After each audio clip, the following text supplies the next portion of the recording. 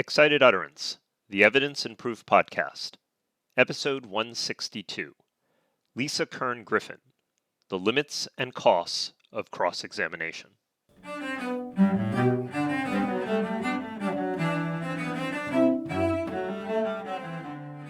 Welcome to Excited Utterance. I'm your host, Ed Cheng from Vanderbilt Law School. Excited Utterance is your podcast for cutting-edge scholarship and developments in the world of evidence. We bring virtual workshops to you throughout the academic year. This week, our guest is Lisa Kern Griffin. Lisa is the Candace M. Carroll and Leonard B. Simon Distinguished Professor of Law at Duke Law School, where her research and scholarship focus on criminal procedure and evidence. Our podcast today features Lisa's new article, False Accuracy in Criminal Trials, The Limits and Costs of Cross-Examination.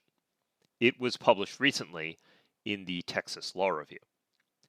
In it, Lisa calls into question our legal system's exaltation and celebration of cross-examination. Sure, cross-examination is a useful tool for challenging witness testimony, but its stature in the legal system has taken on some mythical proportions. Wigmore's famous quote that it is the greatest legal engine ever invented for the discovery of truth hasn't really been all that helpful in this regard. As Lisa argues, excessive focus on cross-examination has its problems. It leads to an overemphasis on live in-court testimony and the appearance and demeanor of witnesses. It also leads to evidence law and the confrontation clause neglecting potential alternative mechanisms for ensuring reliable and accurate trials. My conversation with Lisa today explores these limits and costs of cross-examination, and perhaps what we might do about them. Lisa, delighted to have you on Excited Utterance. Welcome. Thank you very much for inviting me, Ed. I'm really glad to talk with you. I'd like to begin with myths and legends. So your article begins by talking about the mythology that surrounds cross-examination in the legal system. So maybe you can get us started by talking about these myths. What are the myths that surround cross-examination? Yeah, so cross-examination is sort of the marquee event in our popular culture about trials. It's widely celebrated, and not just in movies, but in constitutional law decisions as well. And I should start by saying that I fully understand its appeal and its importance in trial practice too. I'm not against cross-examination or even interested in curtailing it. I know that it can be crucial to advocates, including defendants who need to challenge every aspect of the government's case. And I understand also why it's so entertaining and appears in so many films. The problem, I think, is that we give cross-examination too much credit when it's not enough to bear the weight of ensuring reliability. And one of the first questions that animates the article is, why do we have this cultural and historical affection for cross-examination? So I start by talking about the way in which the culture of trials is saturated with witnesses who reveal mistakes or blurt out confessions while they're on the stand. I talk about My Cousin Vinny and To Kill a Mockingbird and Legally Blonde and A Few Good Men. And I also point out that long before all of these popular movies, Perry Mason was a defense lawyer on 1950s, 1960s television who was winning every case because of meticulous cross-examinations. And that raised the stakes for defense lawyers, and it also influenced a whole generation of judges who sometimes even reference the Perry Mason character in their opinions. I think it's funny. It's a standard law school lesson, that Perry Mason moment, the, oh, you got me, and now let me confess to exactly what happened, is a myth, right? So it doesn't actually happen in real life. The myth, I think, runs deeper than that, though. It's a working myth among legal actors that should know better. Why do you think that is? Well, I mean, the constitutional law of cross-examination dates back to the founding and, of course, has deep roots in the common law, and it purveys this myth as well. Everyone at the Constitutional Convention apparently agreed on the importance of jury trials, and our Supreme Court has subsequently made it clear several times that the primary function of this jury is to judge witness credibility. It's partly because witnesses all take oaths to tell the truth, and then sometimes they testify to flatly contradictory things. So we leave it up to the jury to determine who to believe. That's why we have language like Justice Thomas's from the Sheffer decision in 1998 that the fundamental premise of our criminal trial system is that the jury is the lie detector. We also see this in evidence scholarship. Cross-examination is the thing that is supposed to enable that lie detection by the jury. John Henry Wigmore described cross as the greatest legal engine ever invented for the discovery of truth. And that's maybe the most cited phrase in evidence law. Judges in many, many jurisdictions give jurors pattern instructions telling them that it's their actual job to be the ones to decide which witnesses to believe. So the roots run much deeper than popular culture. So the other side of the myth is why it's a myth, not why we have the myth, but why is it that cross-examination is a problem? So tell us a little bit about why cross-examination is problematic as a reliability measure, or at least a sole reliability measure. So why is it that cross-examination is not the greatest legal engine for the discovery of truth? So, my concern with cross-examination, and again, not with cross-examination as far as it goes, but with our conception of it as something that is doing more work than it is capable of, actually starts with my broader interest in court-based accuracy of all kinds. As an evidence scholar and teacher, I'm often thinking about how do we know that certain things are true and how do we go about proving those things to other people and persuading them? And in that process, and it's strange to me that these days this is something that sounds vaguely radical, but I would characterize myself as pro-truth. I really believe that facts matter, and I also believe that they exist, and I think that they especially count and continue to count in courts. I think that's why we use such technical and sometimes tedious procedures to try to construct accuracy in court. And I think we're looking for a baseline understanding of what happened so that we can take that factual accuracy and use it to help create legal truth in the form of a verdict or decision. And I think cross-examination is one of our primary rules about adjudication that just isn't as good as we think it is. The way that we treat cross-examination is not achieving factual accuracy to the extent that it should. So the second animating question for the article, beyond why do we like cross-examination so much, is does cross-examination do what we think it does? And I think that it is not really performing lie detection in the way that we expect it to. And also that even if it did perform lie detection, that wouldn't always contribute to an accurate outcome at trial. And it's a bit of a double whammy, I think, because on the one hand, it's not as good of a mechanism for detecting lies or ensuring accuracy than it purports to be. But at the same time, you cite some literature suggesting that it makes us feel better and become even more confident in our conclusions when those are unfounded.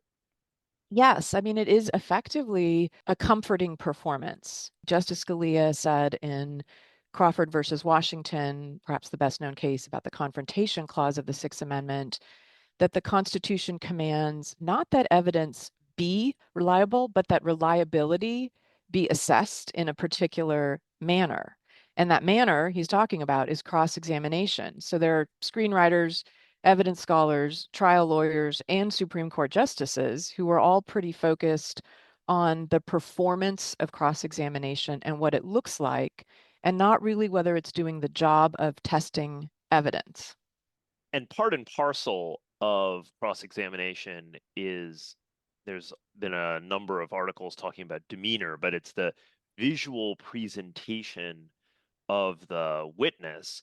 And there's this wonderful psychological study that you talk about in your paper where it's been shown that people may actually be better lie detectors when we remove the visual cues. So, for example, if you use an audio recording or the transcript, they may actually be better.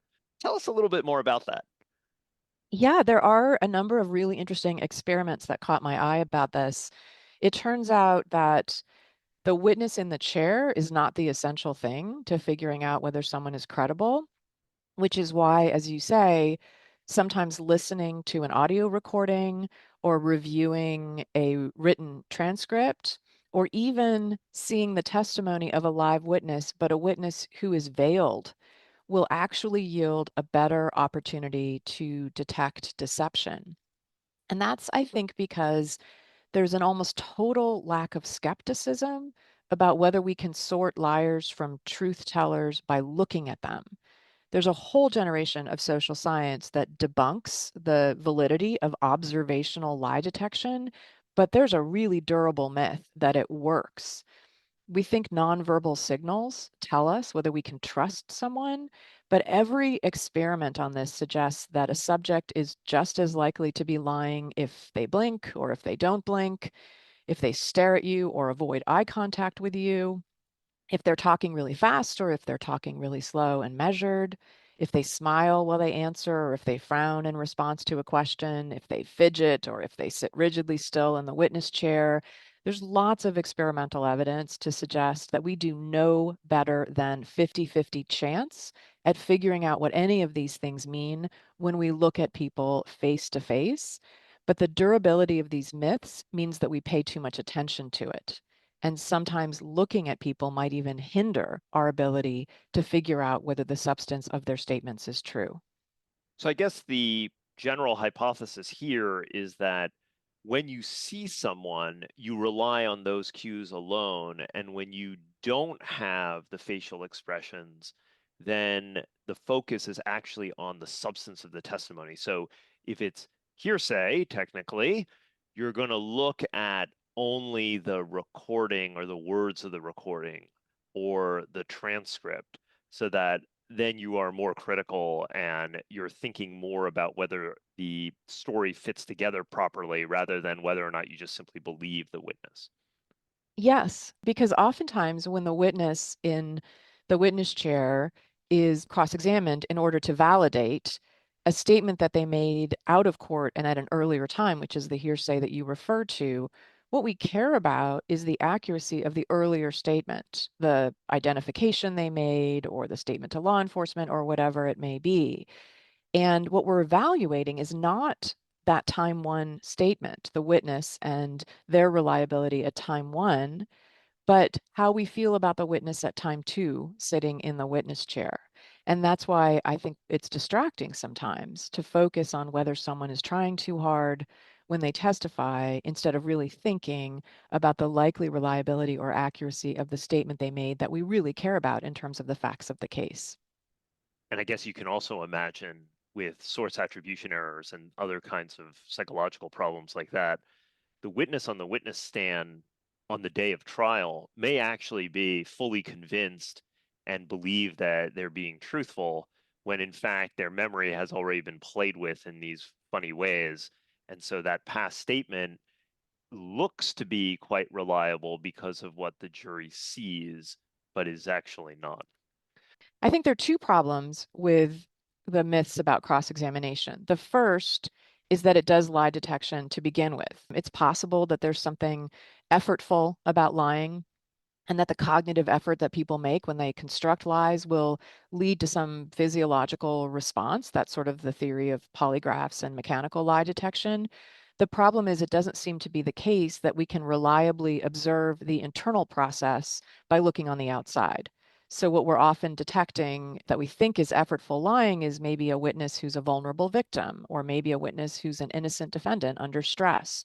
Or maybe we're applying some implicit bias that's creating a demeanor gap along race or gender or ability lines because someone doesn't seem or look credible to us.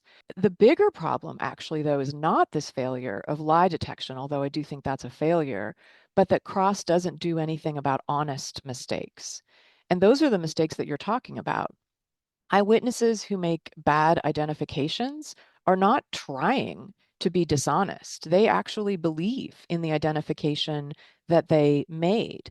And the problem is, just by testifying, they become more convinced themselves. They've gone through trial preparation, they're engaged in the solemn act of testifying, and they become more convinced of their identifications and they become more convincing to the jurors at the same time. So we're actually making the problem worse when it comes to honest mistakes because witnesses who believe what they're saying emerge more credible rather than tested from the typical cross-examination. So the title of the article is The Limits and Costs of Cross-Examination. And I think we've talked a bit about limits here. Let's move to costs. So, what are some of the immediate costs of the focus on cross-examination? I think there are a few. I think one of them is the muddled state of the Supreme Court's jurisprudence on the Sixth Amendment Confrontation Clause. By trying so hard to disaggregate reliability and the goal of confrontation, I think that they've come up with a pretty cramped definition of when cross-examination is required and also what it means, because witnesses who appear on the stand and are physically present seem to satisfy the constitutional guarantee of confrontation, and the court really should be looking more closely at the adequacy of cross-examination, whether confrontation is doing anything, and not just when cross-examination is required, but what it actually means and what it needs to consist of.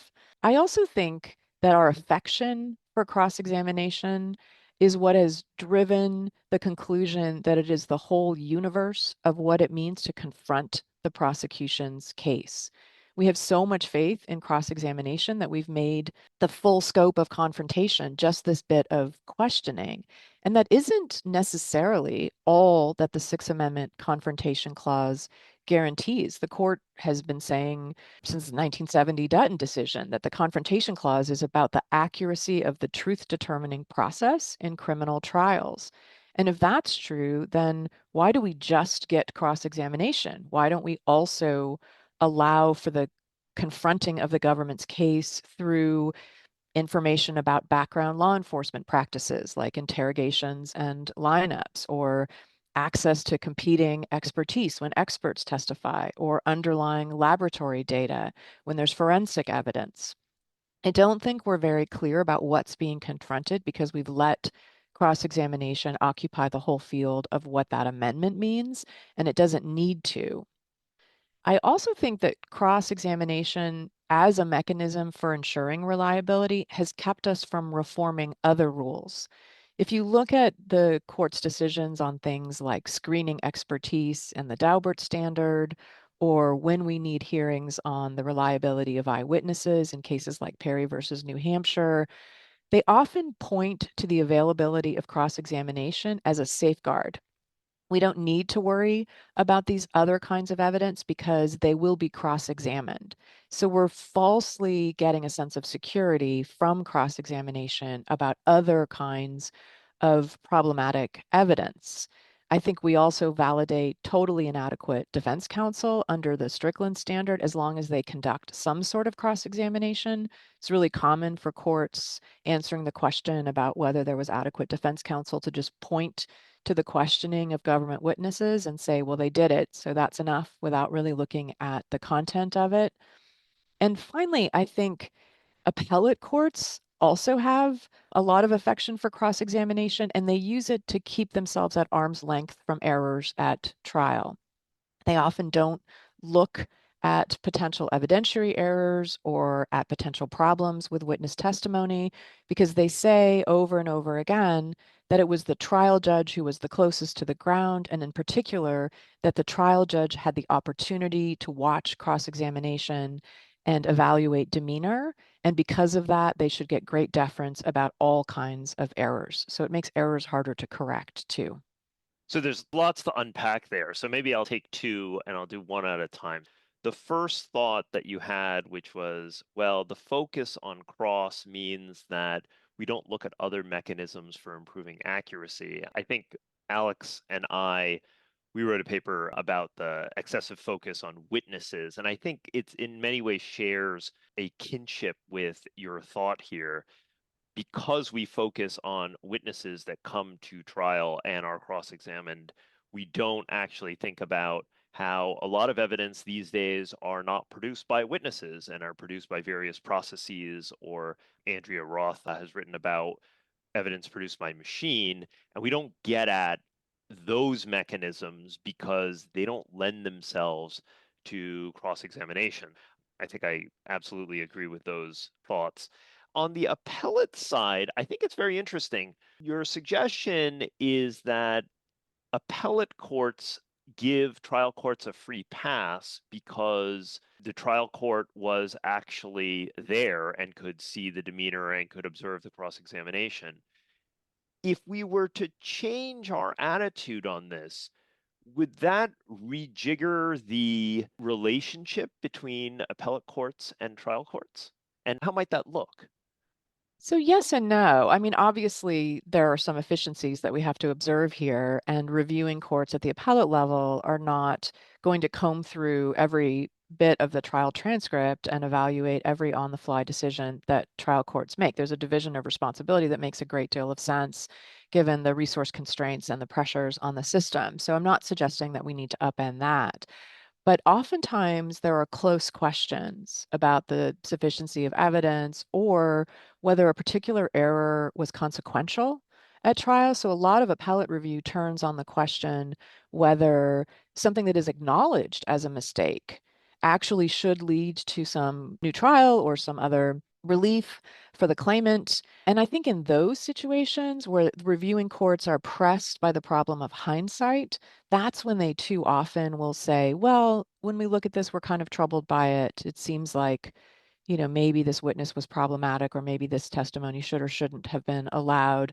But, the trial judge was there and watched all the witnesses and everybody had their chance to cross-examine. And so we're just going to defer to the trial judge. So it's really at the margins where the ultimate question is, does this mistake matter? Where I think that the reviewing courts have more access than they let on to the significance of errors, because it really isn't that important to see all of the witnesses face to face. It's important to have access to the record itself. Yeah, it's a good point. In fact, if the appellate court were so focused on being able to see the witness face to face, we could videotape all trials, make that record available to the appellate court. You don't necessarily have to broadcast that. You could keep that confidential, but then the record would actually have the demeanor that you're looking for as well. Final question for you. What's next for this project? So I know from you before our interview that this article was part of a larger book project. What's the book project? How does the article fit into that? So it is part of a long-term project and a series of pieces that all relate to a field that I tend to call the law of questioning. I'm really interested in all of the rules and procedures around constructing evidence through conversations, through exchanges with suspects and witnesses. And all of that led to the book project you referred to, which is called Honest Mistakes, Truth, Lies, and the Misleading Law of Questioning. And you can see how it's relevant to this piece about cross-examination. A lot of witnesses make honest mistakes because they earnestly believe empirically incorrect things. And I think those errors are prevalent, hard to identify, and all but impervious to correction. The way we treat the role of cross-examination may be one of the best examples, but other ones include interrogation techniques that cause persuaded false confessions that police and prosecutors latch on to, the impeachment rules that are intended to preclude perjury, but that end up meaning that the witnesses with the deepest knowledge in a case, like criminal defendants, may forgo testifying, the way in which we encourage jurors to rely on familiar stories and prototypes when they reach decisions, even though that's emotional and not factual accuracy, and the way we screen expertise for its confidence and authority rather than its external validity. As with Cross, there's a really strong appeal to evidence that has passed through some sort of honesty screen. But the truth is what we want, and it's not the same thing as honesty. I'll ask one sort of final question of you as well, and then maybe that will help to situate the project. What if there were a serum or a machine or a technology or a technique that really could accurately alert us to when someone, a witness, say, is being dishonest? Even assuming that our bodies contain hidden signs of deceit, honesty or dishonesty isn't actually what we need to be accurate about most of the time. I don't think it helps us to answer important questions in the substantive criminal law about why something happened, or the moral weight with which a defendant acted, or the presence of reasonable fear or consciousness of wrongdoing, or the issue of consent. And I also think that whether lie detection technology is reliable or could ever be reliable in the future is beside the point, because good faith witnesses provide bad information all the time because they're mistaken or misled or have misplaced confidence in their methodologies. And even the most accurate brain scan for deception isn't going to solve the problem of honest errors. Those eyewitnesses who are committed to their identifications are going to pass perfect lie detection tests, and false memories would appear true, and experts who are devoted to their debunked pattern matching methodologies are going to survive scrutiny. So my idea and the animating principle of my book is that we need to get past our affection for lie detection, not because lying is ever good, but because not lying is never good enough. I love ending on that philosophical point that honesty is not truth, and presumably what we are looking for is truth and not just honesty. Lisa, real pleasure to have you on the podcast today. Great having you on the show. Thank you so much, Ed. I enjoyed it. I really liked Lisa's parting note from our interview. Honesty is not truth. In the legal system, we're sometimes so focused on honesty and credibility that we forget this. For example, just consider Rule 608, which governs character for truthfulness. It's not really truthfulness that we're talking about under Rule 608, it's honesty. Social science has, of course, shown repeatedly that witnesses and others who are acting in good faith and to the best of their abilities sometimes get things wrong. The witness, though, is inaccurate not because the witness is lying, but because he or she is mistaken. At the same time, as Lisa noted earlier in our discussion, the legal system obsesses over witness presence, in part because that makes cross-examination possible.